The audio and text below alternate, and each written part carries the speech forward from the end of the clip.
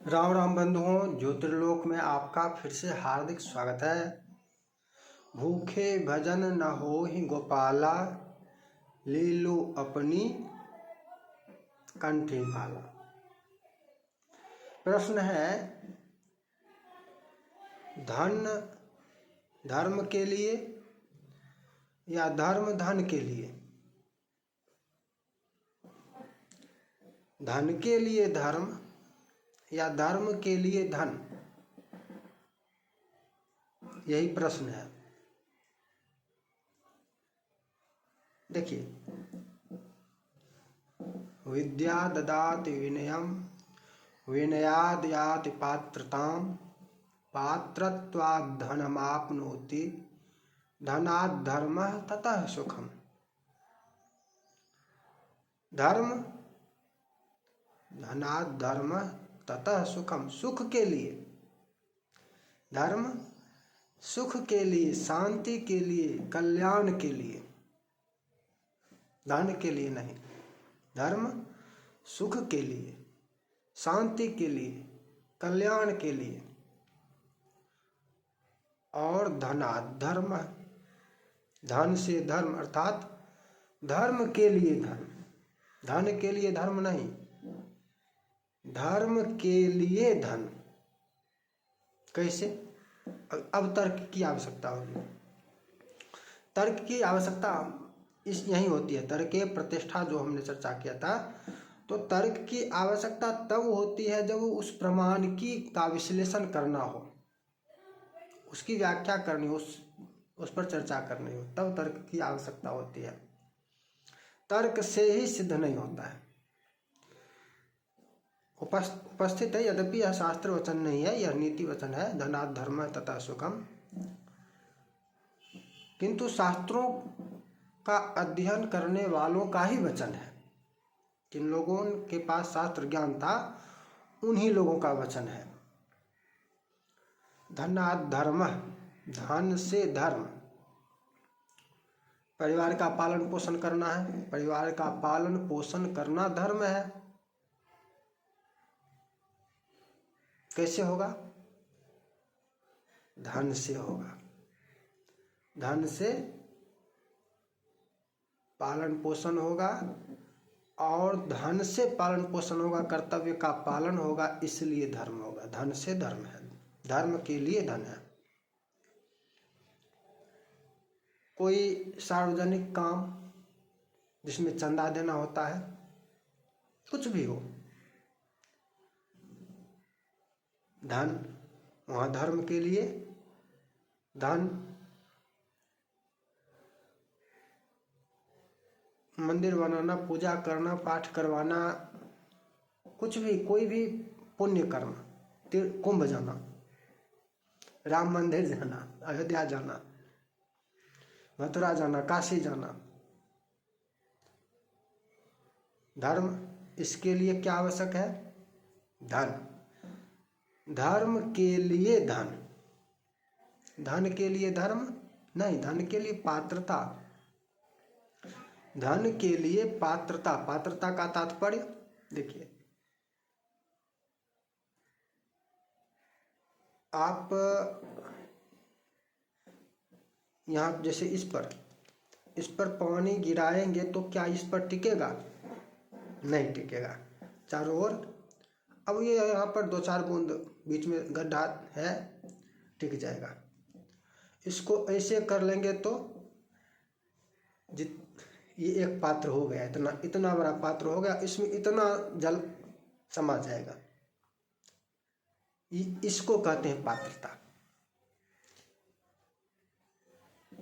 तो धन के लिए पात्रता की आवश्यकता होती है। धन तो आएगा, लेकिन वो टिक पाए,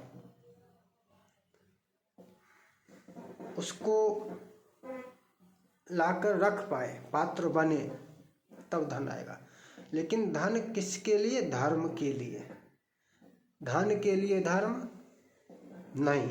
यद्यपि इसके 2 भाग हैं। बहुत शब्द ऐसे होते हैं या पंक्तियां जो बोलते हैं तो 2 अर्थ भी होते हैं, कई पंक्तियों के 2 अर्थ भी होते हैं, और कई पंक्तियां ऐसी भी होती है जिसका अर्थ भाव विपरीत होता है, शब्दार्थ कुछ और होता है और उसका भाव उस पूर्ण रूपेण विपरीत होता है। जैसे बहुत लोगों को आप सुनते होंगे आता हूँ,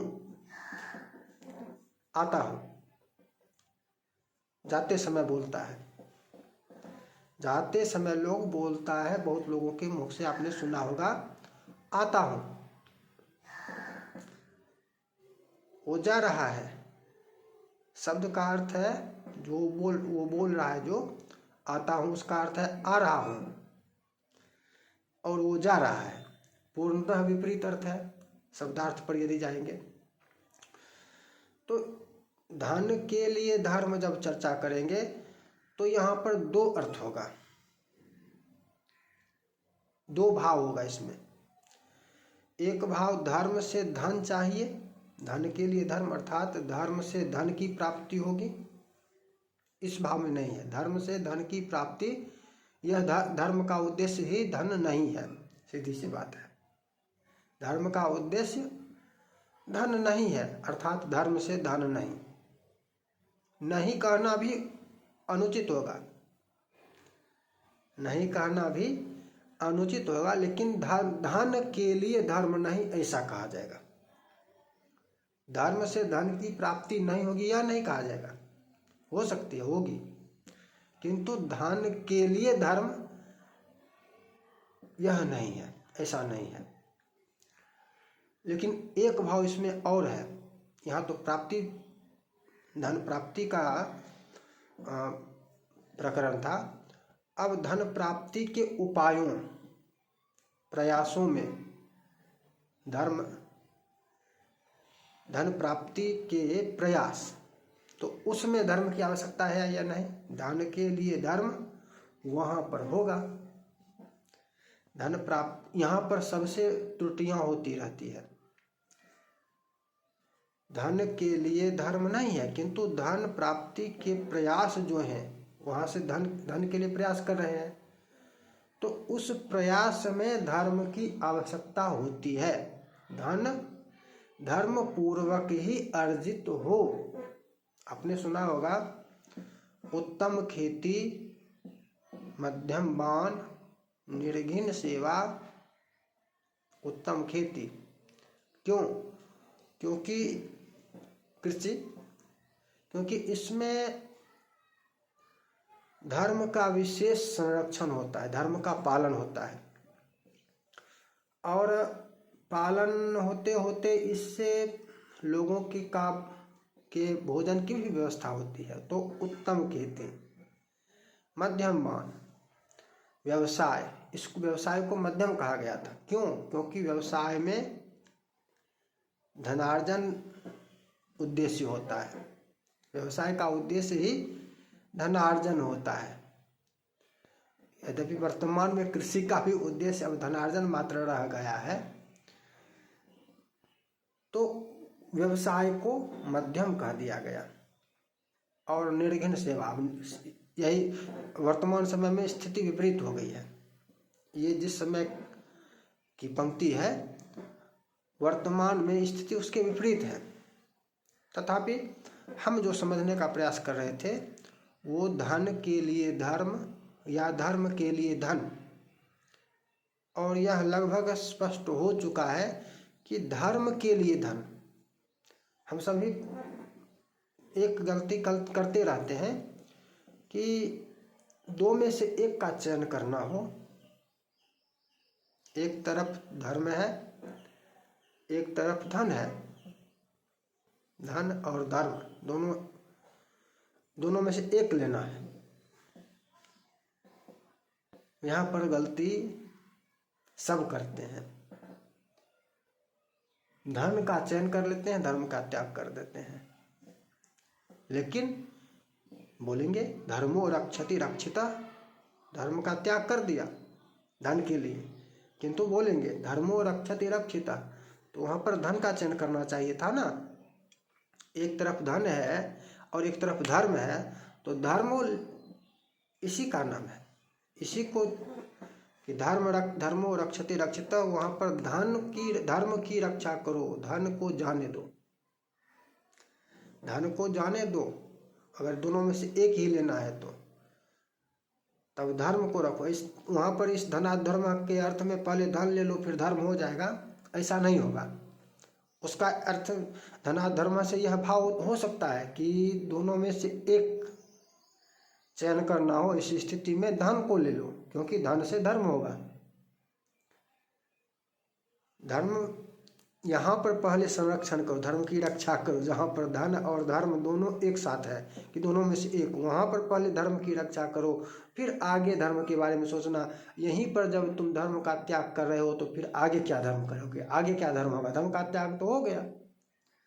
लेकिन यहीं पर त्रुटि सब देखिए, स्वयं के बारे में भी कहना चाहिए, हमसे भी होती है, हमसे भी हुई है, होती है नहीं, हुई है।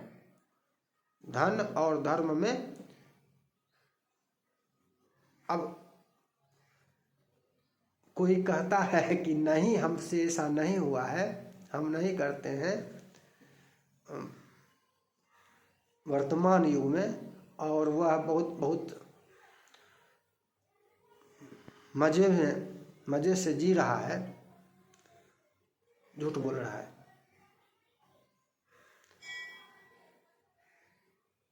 लेकिन हमारी चर्चा का जो विषय था वो यही था और लगभग स्पष्ट हो चुका है। फिर मिलेंगे नई चर्चा के साथ। जय जय श्री राधे।